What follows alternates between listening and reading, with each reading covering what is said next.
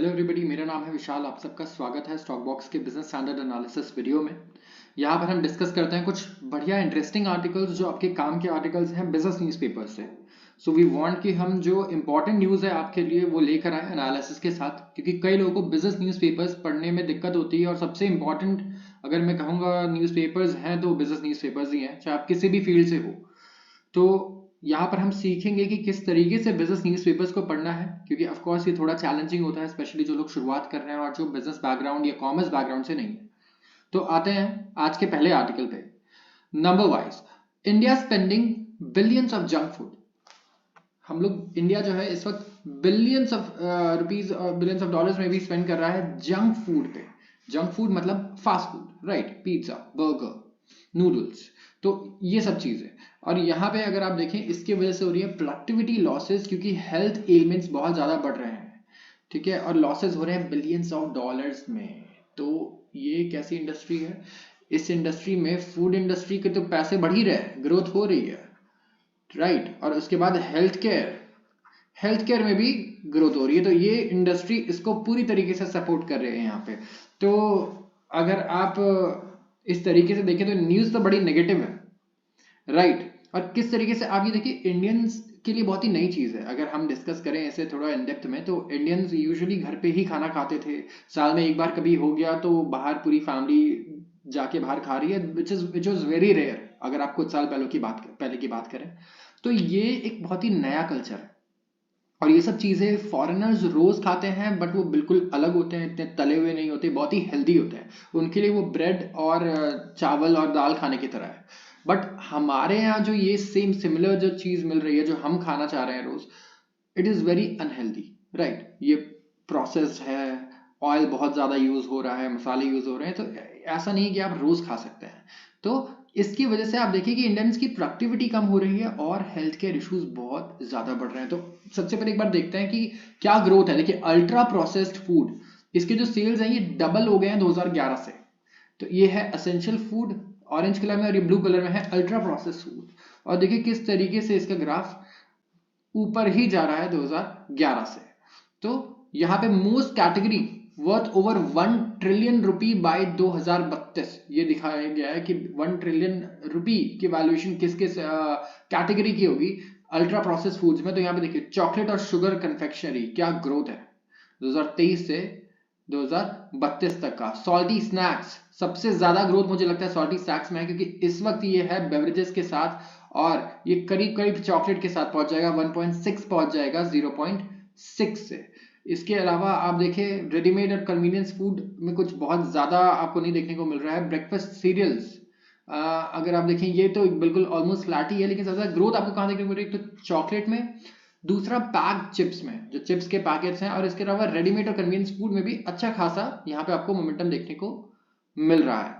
तो ये कैटेगरीज हैं जहां पे सबसे ज्यादा ग्रोथ एक्सपेक्टेड है, और ब्रेकफास्ट सीरियल्स में सबसे कम इनमें से, अगर आप अल्ट्रा प्रोसेस्ड फूड्स की बात करें तो।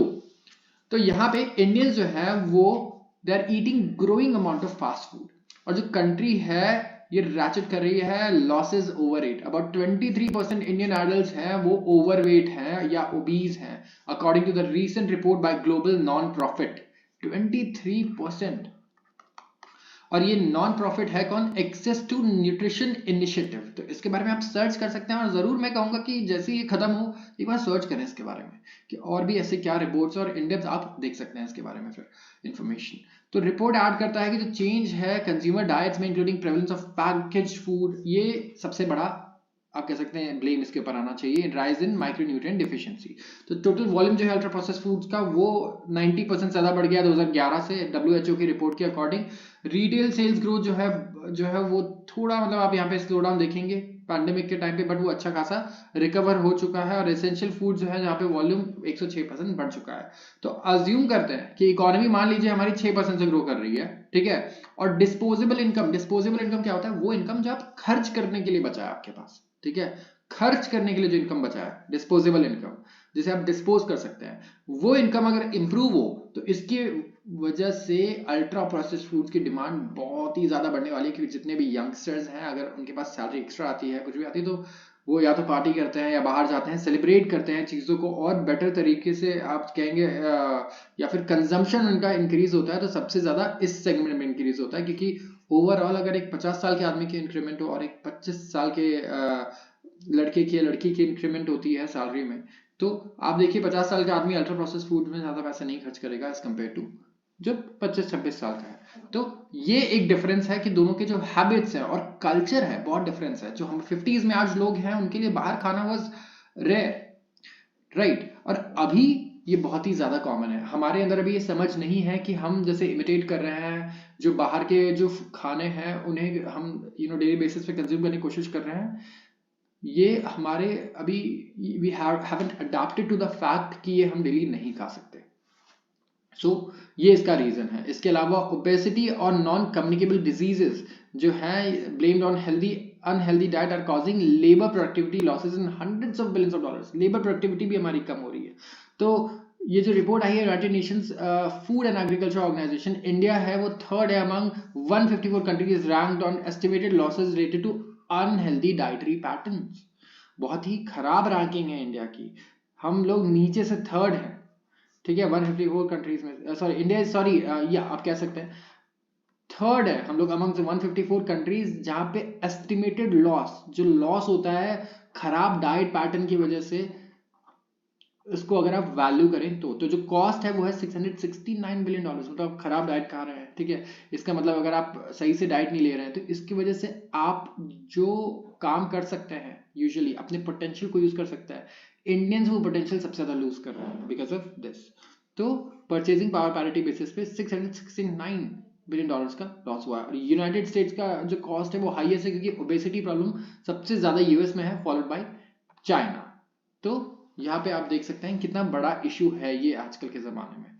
आते हैं अगले आर्टिकल पे। S&P raises India's FY24 growth forecast on robust momentum. Now this is interesting. ये सारी रेटिंग एजेंसीज अब इंडिया के ग्रोथ फोरकास्ट को चेंज किए जा रही है हर एक हफ्ते के बाद। तो इंडिया का ग्रोथ इतना बढ़िया हो रहा है तो आप कैसे इसमें पार्टिसिपेट कर सकते हैं? देखिए, आप बिजनेस शुरू कर सकते हैं, राइट।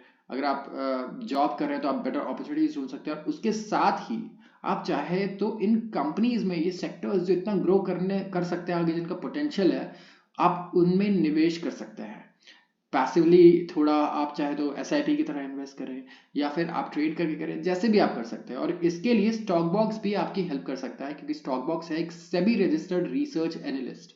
एंड हमारे एप्लीकेशन के लिंक पे आप क्लिक करके या फिर वेबसाइट के लिंक पे क्लिक करके डिस्क्रिप्शन में दिए गए आप चेक कर सकते हैं हम किस तरीके से लोगों की मदद करते हैं, जो भी न्यू कमर्स हैं स्पेशली उनको गाइड करते हैं कि उन्हें कौन से स्टॉक्स बाय करने हैं, किस प्राइस पर बाय करने हैं। इसके अलावा आप हमारे एप्लीकेशन पे जाके खुद से ये देख सकते हैं कि किस कंपनी को स्टॉक बॉक्स ने क्या रेटिंग दी है। तो इस तरीके से आप एप्लीकेशन के और भी फीचर्स को एक्सप्लोर कर सकते हैं। तो डिस्क्रिप्शन में दिए गए लिंक से आप डाउनलोड कर सकते हैं ऐप स्टोर से, प्ले स्टोर से हमारे एप्लीकेशन को, और हमारे वेबसाइट पे भी इंफॉर्मेशन चेक कर सकते हैं। आते हैं इस आर्टिकल को आप डिस्कस करते हैं। S&P स्टैंडर्ड्स एंड पुअर्स बहुत ही रिकग्नाइज्ड ग्लोबल रेटिंग एजेंसी है, ठीक है, और इन्होंने रेज कर दिया इंडिया का GDP फोरकास्ट, ठीक है, फिर से। और इन्होंने कहा है कि इतना बढ़िया डोमेस्टिक मोमेंटम चल रहा है, हमारी कंजम्पशन इतनी बढ़िया है, ठीक है, तो यहाँ पे जो ग्रोथ है वो और ज्यादा होनी चाहिए। तो अब जो इंडिया की ग्रोथ प्रोजेक्शन है फॉर FY24 ये बढ़ गई है 0.4 परसेंटेज पॉइंट से, अब ये हो गई है 6.4%। तो यहाँ पे अगर आप देखें तो और भी रेटिंग एजेंसीज हैं जिन्होंने बहुत ही बढ़िया फोरकास्ट दिए हैं और वो इंक्रीज करते जा रहे हैं। तो क्या क्या है?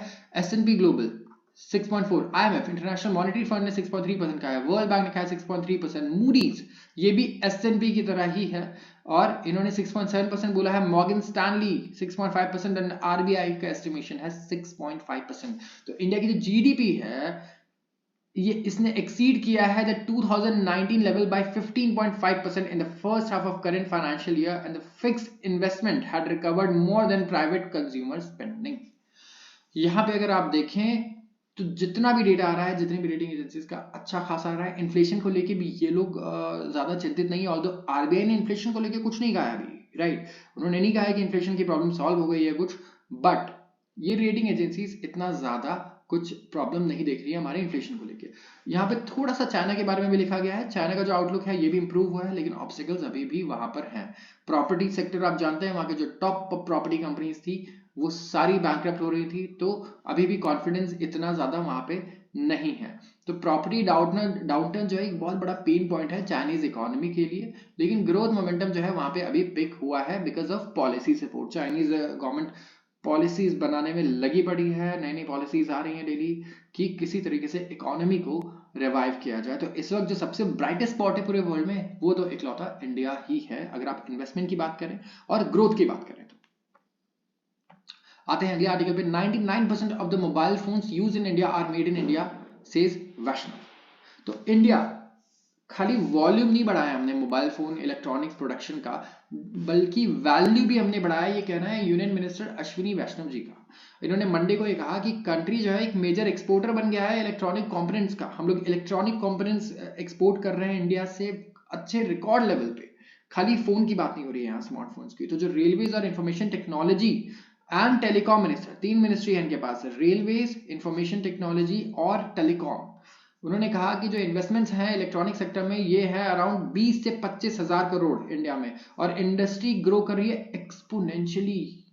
अब अगर आप स्टॉक भी देखें, डिक्सन टेक्नोलॉजी से लेके और भी जितने इलेक्ट्रॉनिक्स मैन्युफैक्चरिंग के स्टॉक्स हैं, क्या बढ़िया उन्होंने रिटर्न दिए हैं।